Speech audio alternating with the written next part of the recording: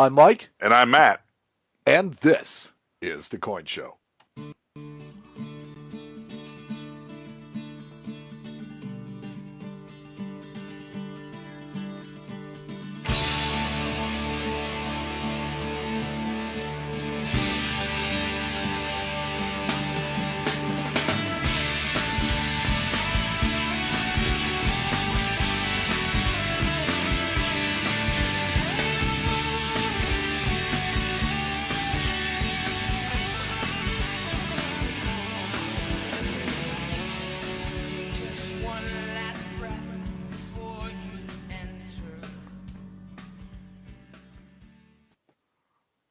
On this episode of The Coin Show, I challenge Matt to a numismatic contest of sorts.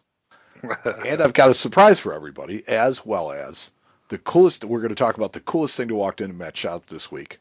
But first, as always, I am way ready to do this. Here comes the news.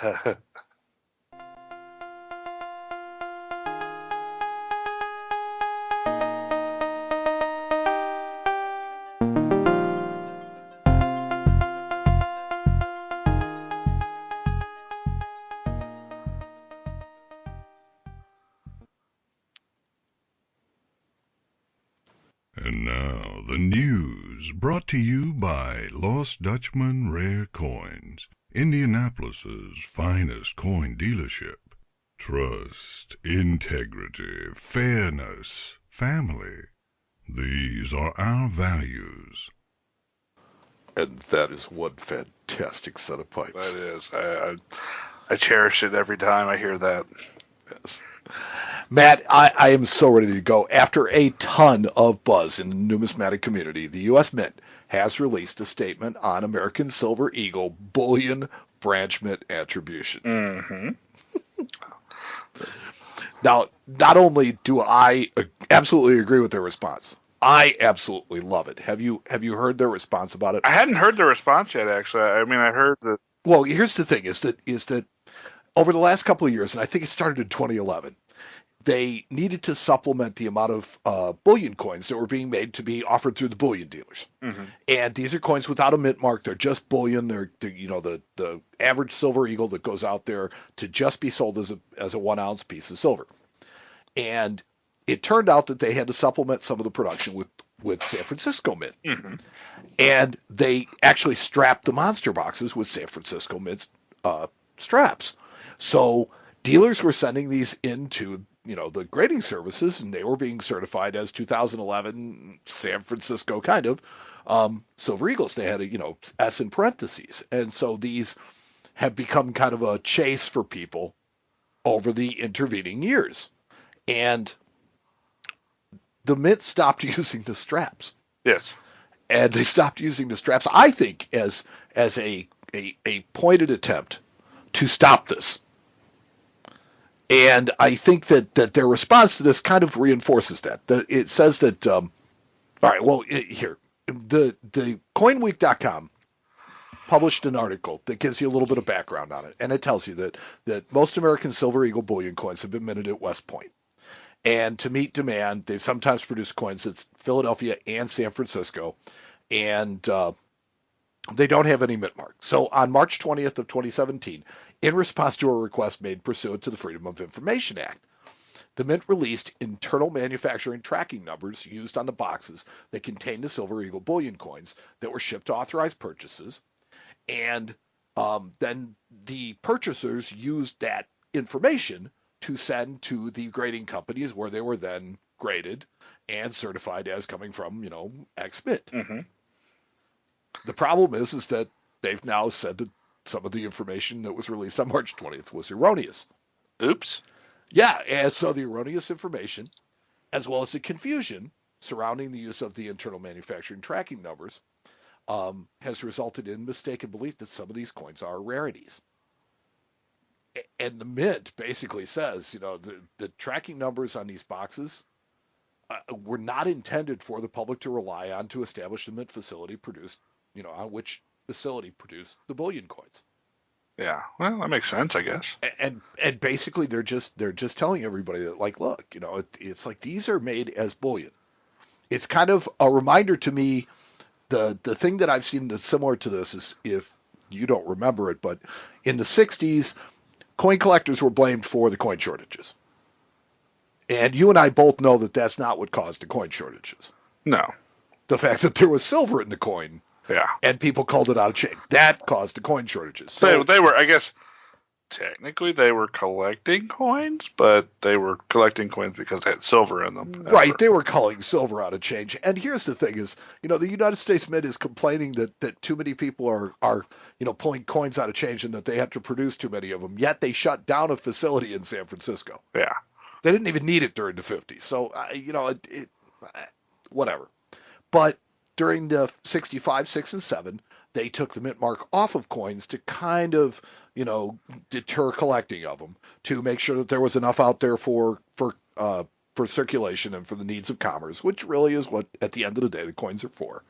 But they went back to putting mint marks on them, and people have continued to collect. Now, the Silver Eagle coins were never intended to be a collectible at all.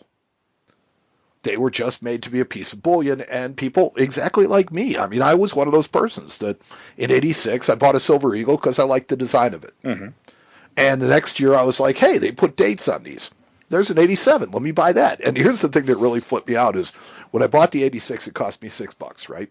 Mm-hmm. In '87, I go to the same shop. Guy wants $10.50 for it. I'm looking at him. I'm like, dude, there were $6 last year. What's it? And he looks at me and goes, price of silver went up. And it never even occurred to me at that point that what I was buying was more bullion than it was anything else. I just liked the design. So they created a collectible, like it or not. Yeah. But this whole thing of chasing labels as to what facility it was produced at is kind of bordering on, in my opinion, lunacy. Don't get me started on this. Well, I am trying to get you started on it. Would you, I mean, seriously, in your shop, would you buy any... First off, would you buy graded bullion as graded bullion? And second, more importantly, would you consider those to be coins that you might even consider paying a premium for if they came in that slab? The only reason that we ever pay a premium for graded bullion is if, well, there's two reasons. 70? There are a few grade rarities on some of the dates on the Silver Eagles, i.e. there are some dates that have just very few 70s. So that is one thing. But the other thing is they're in a nice case. It's hard to mess them up. They're just in a nice holder, and we might pay a couple bucks extra when they come across the counter. But in all honesty, oh boy, I see people that buy that stuff all the time, and I just shake my head. So you're telling me you actually do offer a premium on it in a slab, even if it's only a couple of bucks? Because most of the dealers that I know of treat them exactly like. Yeah. I mean, we do. We do pay a little extra for them, but I mean, it's nothing. It's nothing to write home about. It's $1 or $2 more than we would pay for a raw coin, just because it's. Dude, that's still something. I mean, it's in a holder. That says more about LDRC than other places. I'll give you some props. There you go. Thank you. Okay. Not enough plugging the home establishment. Anyways, so now the Mint has come out and said, this information's wrong. So here's the problem with it is now, does NGC go back and say, will we take these back? Do they stop grading them this year with that designation? And so you basically assume that all of them are erroneous. Yeah. I mean, what do you do? What do you do if you're NGC and PCGS? Because this is a big black eye. Well, I mean, maybe learn a lesson. I don't know. That's really a good question. That's going to happen? Well, maybe. I mean, they had to. Obviously, the source of this information was not directly from the U.S. Mint.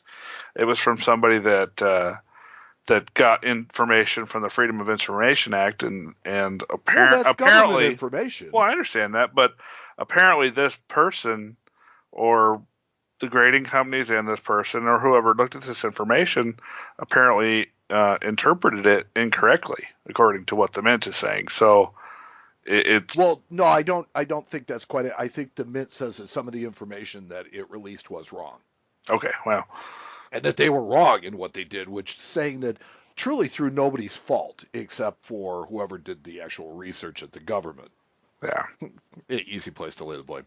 Anyway, so so the information was assumed to be real. I mean, when you say learn a lesson, I'm thinking, are you talking about do they not continue to? Because let's face it, as a grading service, your primary duty is to make money, and Well, I let's think face it, with every this, label that they can come up with that's going to sell, they're going to do because that's what they do. I think maybe they put the cart before the horse a little bit with this information instead of Okay, that's fair enough. actually confirming it and double checking and doing the actual hard research into making sure that what they're reading is correct. They just took it and went with it.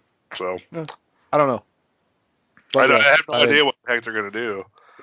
Yeah, because this one is really hard to confirm.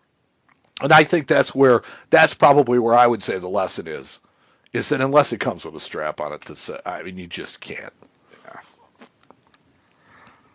Matt, do you notice how every new administration, and I'm talking about presidential administration, as they appoint a new cabinet, that this is when the Secretary of the Treasury is appointed? Yeah, I have noticed. And we all know his name basically because his name is on all of our money. Mm-hmm. That's how I learned Secretary of the Treasury most of the time. So a new treasurer and Secretary of the Treasury, the Secretary of the Treasury has been confirmed, but a new treasurer has been nominated, and the signatures on the new, I'm assuming, Series 2017, because typically when they select a new treasurer, they do a new series, will bear the signatures of Stephen Mnuchin and Jovita Carranza. Ooh, I love that pronunciation. Carranza. Yeah, I rolled my R's. That's good. And that is pending Miss Carranza's Senate confirmation. But I mean, typically this is not really a political appointment. Yeah. Well, And it is, but it isn't. But well, it is, right? But given even our broken government, this will probably likely get done. Yeah. She's a native of Chicago. Did you know that? And smoking hot. Yeah. She's a hot babe. Hot babe. We gotta. Yeah. The United States Mint has announced that it will no longer accept orders by mail. I'm serious though. It's like they've taken orders by mail since what? I would since the U.S. Post Office. Well, I would assume back into the mid to late 1800s when they were producing the single proof coins. Well, I don't know. Yeah, it's when did they start doing mail order? Yeah. It's a real question. Probably sometime, I would think probably closer to the 20th century that you would have to get the proof coins directly from the mint.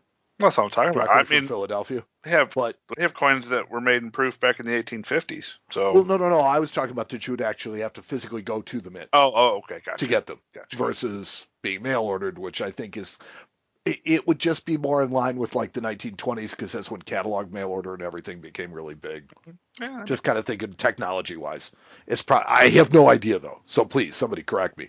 But yes, they're no longer going to accept orders by mail now. You and me may look at this and go, "Oh, we run a podcast." Yeah. We. I've ordered everything online. Yeah, internet is internet, and internet's the way to go. And this. But think about this: if you think about a lot of their business still is in older Americans, mm-hmm. and those are people that do use mail orders still. It would be interesting to see how it affects the sales. But I don't think it's going to. I doubt it's very much. Yeah, no, I think that your grandmother and your mom and people like that like to order things by snail mail. Just find some supplier. They'll find a catalog that Grandma sells just it. orders out of the back of Reader's Digest. Right, she'll get it from Littleton or some other place. Yeah, and so. Let's face it, and this is really funny. I remember the last time I actually ordered something from the Mint by mail. Yeah. Do you? Oh, I've never ordered something by mail from the Mint. Ever. Okay. Never, ever. You know when the last time I did was? What was that? 1997. Was it? Yeah. I'm not kidding. What were you ordering? Do you remember? Oh, I remember exactly. That's why I remember what it was. I ordered, and this is great. I ordered a Botanic Garden coin and currency set. Oh, there were 25,000 of them that they made. And it was done by mail order. and it was a limit 5.